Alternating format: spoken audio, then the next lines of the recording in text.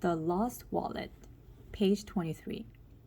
One day, I went on a trip with my husband to a 5-star hotel on Jeju Island.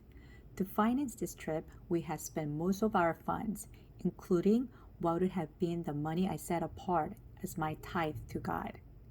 After we returned, I came down with chills and a fever, forcing me to go to the hospital for the first time since giving birth. And to make matters worse, once I returned from the hospital, my children came down with similar fevers. The exhaustion and discouragement ate at me, so I called out to God one night before I went to bed.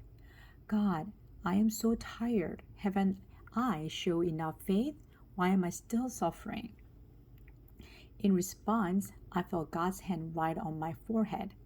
Malachi 3:10.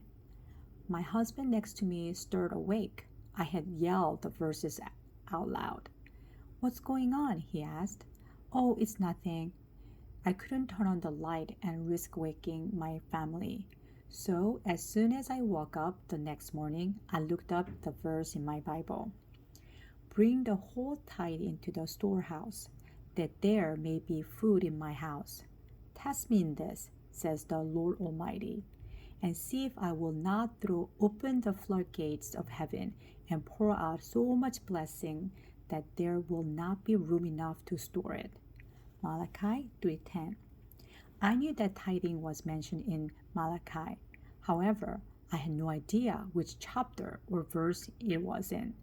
So imagine my surprise encountering such a targeted verse after all the hospital trips and late nights.